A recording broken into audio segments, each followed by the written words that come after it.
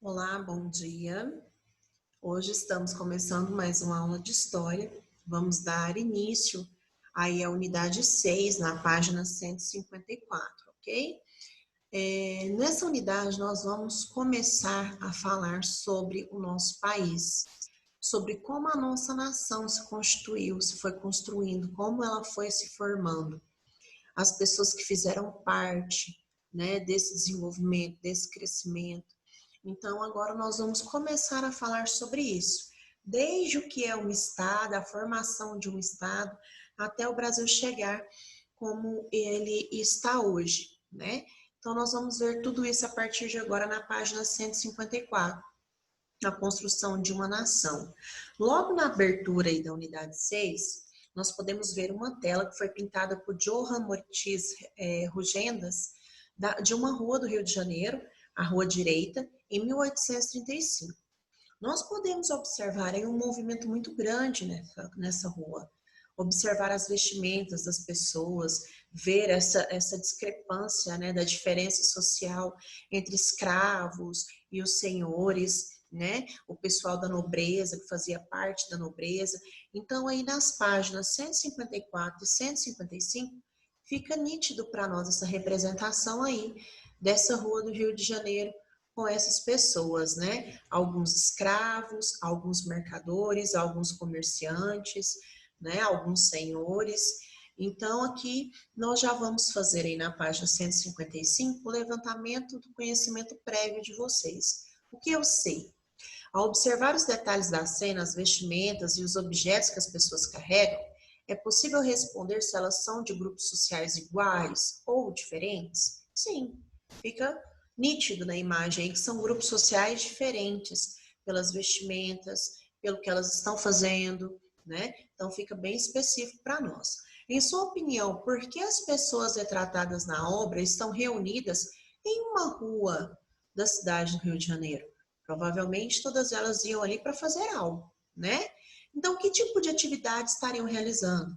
Estariam realizando justamente o comércio, a troca de mercadorias, né? Então, ali eles faziam troca, inclusive, de escravos, negociavam escravos, né? A mão de obra escrava.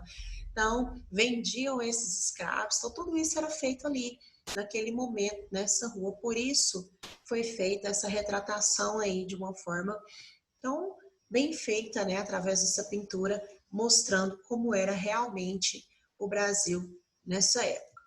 Bom, ideias em construção na página 156. O que define um Estado? Ou seja, o que é um Estado? Como um Estado se forma? Tá? Grifem isso daí. A formação dos primeiros estados na história se deu a partir do desenvolvimento das cidades, nas quais a população passou a se fixar para se desenvolver.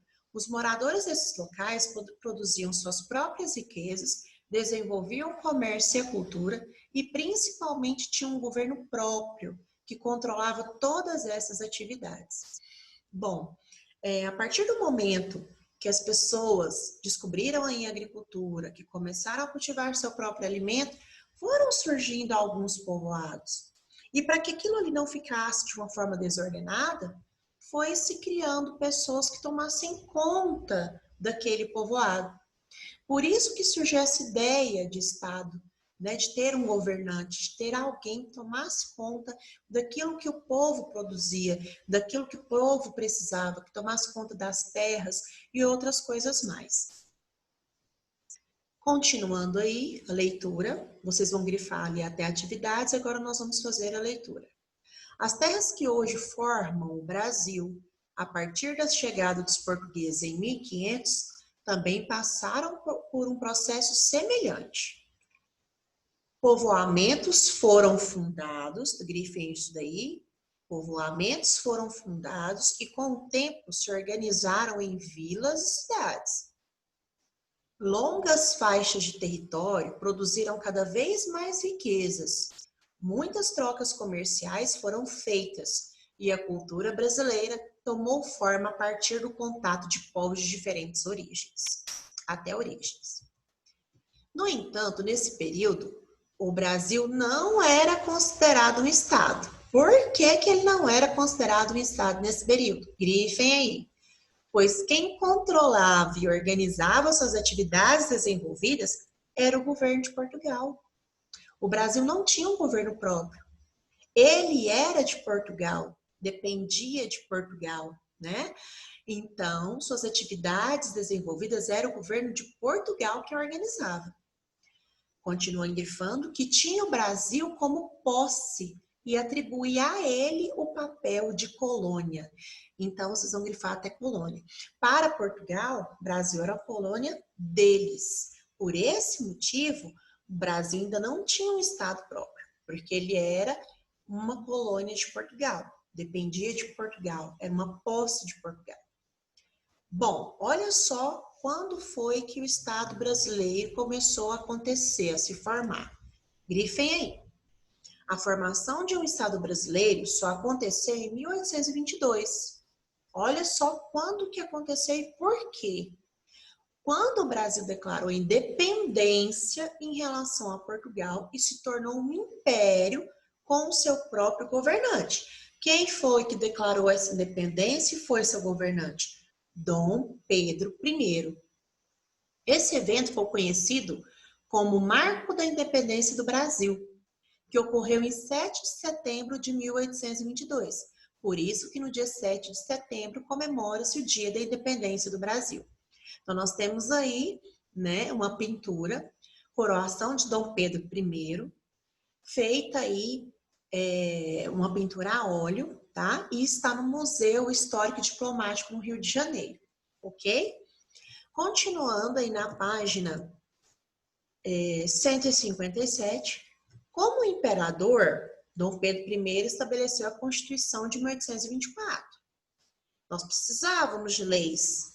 Agora nós tínhamos um Estado independente, nós não dependíamos mais de Portugal. Então, por esse motivo, foi criada a Constituição. Como o Brasil passava a ser um país independente, era necessária a existência de leis próprias. Entretanto, essas leis não representavam a sociedade brasileira, porque expressavam os interesses de poucos, ou seja, na maioria das vezes, de quem fazia parte da elite, né? Bom, o Brasil se formou como Estado, mas manteve por muitos anos características da sociedade colonial, como o trabalho escravizado e a exclusão dos mais pobres do processo político. Por quê? Porque as leis que foram criadas favoreciam a nobreza, né? E não pensávamos escravos, não pensávamos menos favorecidos. Então, ainda assim, o Brasil ficou como colônia muito tempo, até porque o imperador era, né, de Portugal. Então, assim, ele continuou por um tempo tendo esse comportamento de colônia, tá? No entanto, isso não impediu muitos brasileiros de lutarem por direitos como a liberdade e a participação política. Aí nós temos os exercícios da página 157, que vocês farão no final da videoaula. Segundo o texto, como se formaram os primeiros estados na história? Nós temos aí a resposta, né, no texto. É só vocês procurarem, inclusive nós já falamos sobre isso aqui. O que acontecia primeiro para depois formar um estado? Né? Como é que as pessoas viviam, se organizavam para daí então, né, ter um estado? 2. Por que afirmamos que o Brasil, mesmo com a formação da sociedade e desenvolvimento de diversas atividades, não era considerado um estado? Por quê? Porque o Brasil era colônia de quem? Quem mandava no Brasil? Por qual motivo, então, que ele não era considerado ainda um estado? Ok? Falamos sobre isso e grifamos também. Quando podemos afirmar que o Brasil começou a se formar como estado? Que, inclusive, a gente comemora essa data, né? No dia 7 de setembro. Então, quando? Então, escrevam aí, nós já falamos sobre isso também. Continuando aí, construindo conhecimentos, formando uma sociedade. Como foi que a sociedade brasileira se formou aí? Então, na página 158, nós vamos começar a falar sobre essa formação.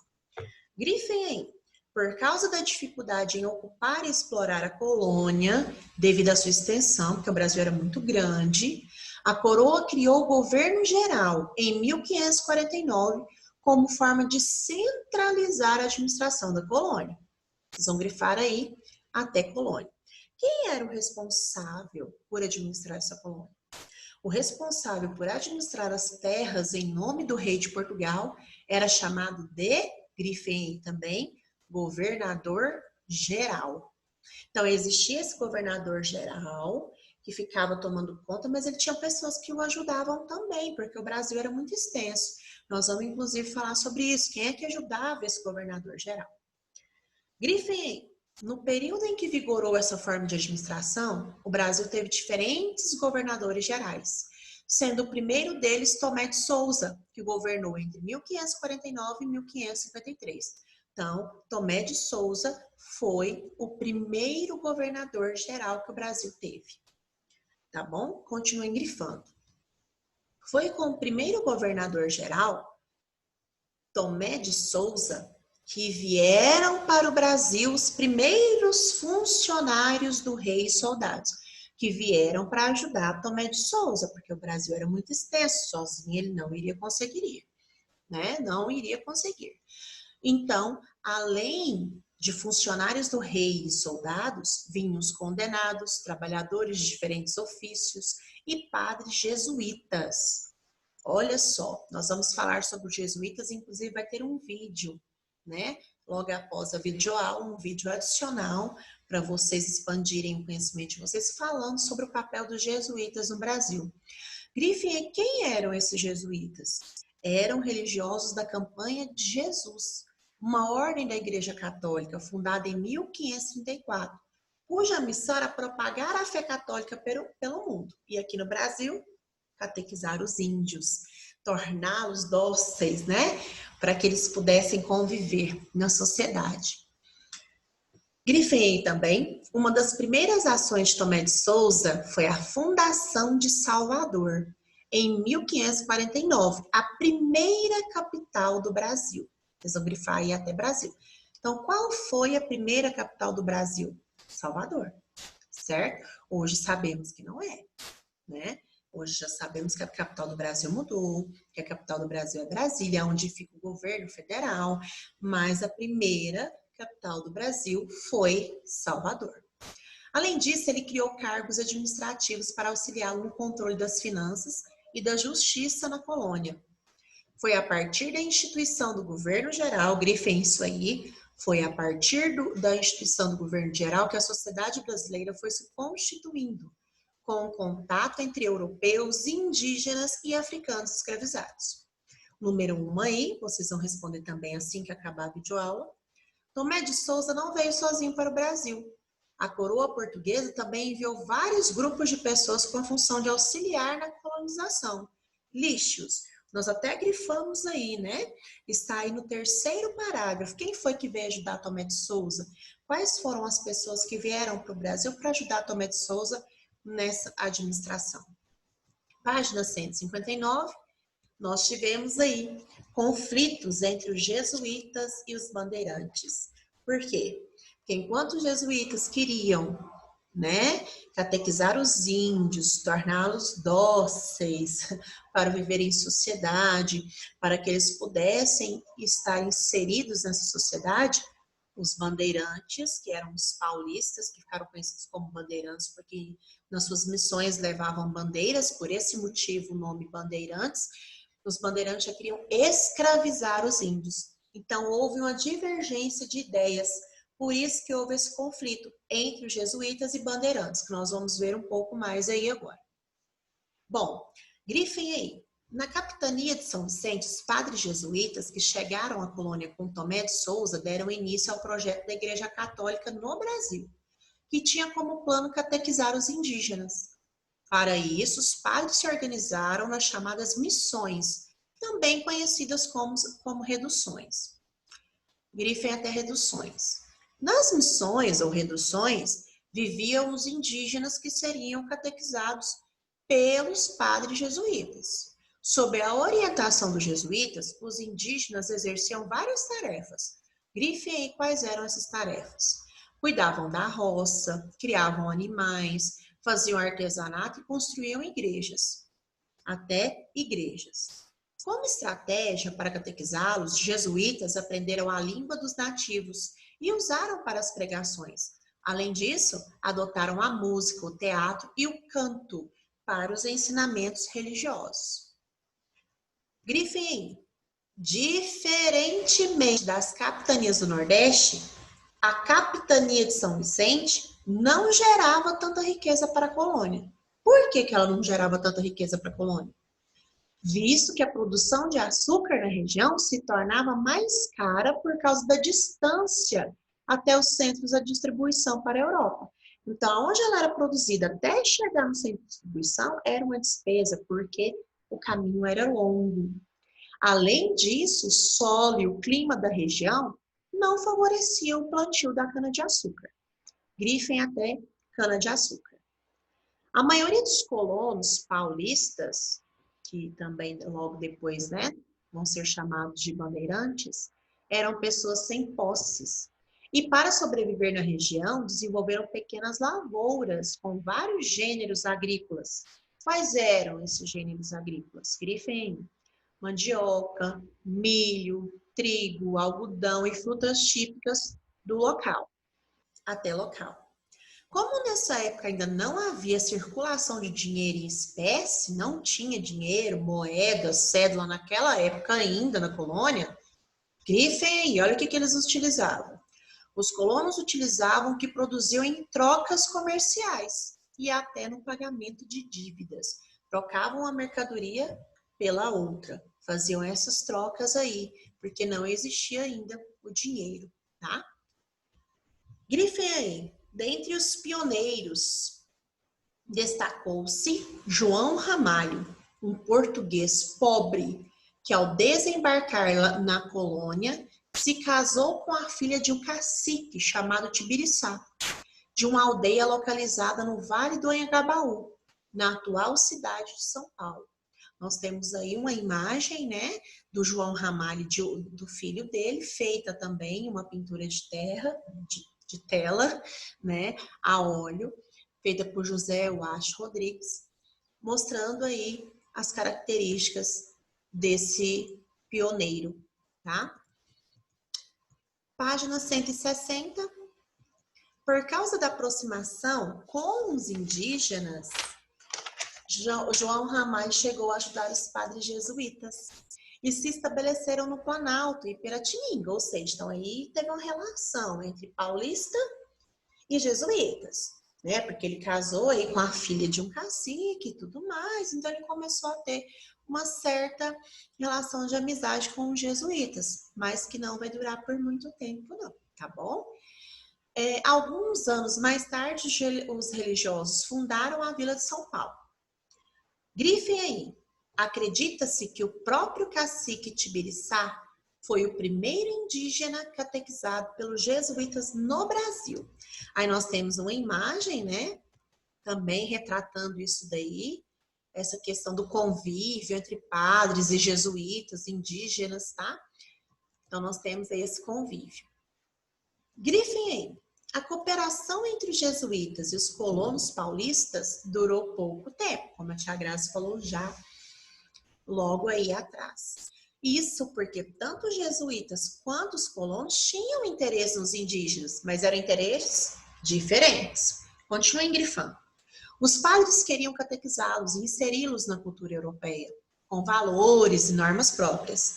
Já os colonos paulistas queriam escravizá-los. Em primeiro lugar, porque os colonos não tinham dinheiro suficiente para investir na mão de obra africana, ou seja, para comprar escravos, E em segundo, porque queriam lucrar com o comércio de escravizados indígenas na própria colônia. Então, além disso, eles queriam vender os índios como escravos, para ganhar um dinheirinho. O resultado foi uma guerra travada entre jesuítas e paulistas. Jesuítas queriam catequizar os índios, inseri-los na sociedade, Paulistas já queriam escravizar esses indígenas. Por esse motivo, esse conflito. Continua grifando. Os colonos paulistas iniciaram uma caça aos indígenas. Organizados em grupos e carregando bandeiras, ficaram conhecidos como bandeirantes. Vocês vão grifar aí até bandeirantes. Em suas expedições, andavam em condições muito precárias quando esses bandeirantes saíam de um lugar para o outro nessas expedições. Suas roupas iam se desgastando no caminho, assim como as botas, fazendo com que muitos andassem descalços. Página 161. Muitas vezes passavam fome. Os poucos alimentos que levavam eram à base de farinha de mandioca. Grifem aí. Havia 3 tipos de atividades dos bandeirantes: aprisionar indígenas para escravizar, destruir quilombos para a captura de escravos, né, de pessoas que já estavam ali escravizadas e que estavam fugindo da escravidão, e procurar pedras e metais preciosos. Então, vocês vão grifar aí até preciosos para saber qual eram as principais atividades que os bandeirantes desenvolviam. Nessas atividades, os bandeirantes adentraram cada vez mais para o interior do Brasil, também chamado de sertão da colônia. Como consequência disso, acabaram expandindo o território brasileiro e ultrapassando o limite do Tratado de Tordesilhas. O que é isso, Tratado de Tordesilhas? Foi um tratado, né, que foi feito aí entre Portugal e Espanha em relação às terras brasileiras. Uma parte seria de Portugal, outra parte seria da Espanha, como se fosse uma linha imaginária. Só que chegou num ponto, como os bandeirantes foram explorando muito o local, chegaram até ultrapassar aí esse tratado que tinha sido feito entre Portugal e Espanha. Continuando aí, que defendia os domínios de Portugal e da Espanha na América, tá? Essa questão de domínio de terras. Página 162.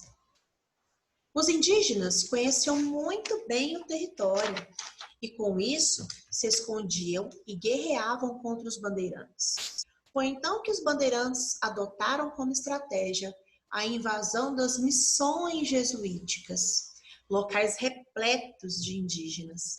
Então, eles juntavam os indígenas para ali nessas missões catequizar, palestrar, né? E eles aproveitavam esse momento para poder invadir essas missões, para capturar esses indígenas. Além disso, os nativos catequizados eram a preferência dos bandeirantes. Eles queriam realmente índios já catequizados. Por quê? Porque eles já estavam inseridos na cultura europeia, nos costumes, como no trabalho e na lavoura. Então, por esse motivo, eles preferiam, inclusive, os índios já catequizados. Então, aí nós temos o número 2, o número 3 e o número 4, que vocês também vão fazer agora, né, logo após a videoaula. Por que a capitania de São Vicente não prosperou como as capitanias do Nordeste? Isso aí está lá na página 159, no 3º parágrafo, que fala sobre a questão do açúcar, que se tornou algo que para eles não era tão valorável pelo fato de ter uma distância muito longa, né, da onde eles plantavam até onde eles iriam exportar esse açúcar. Está lá na página 159, no 3º parágrafo.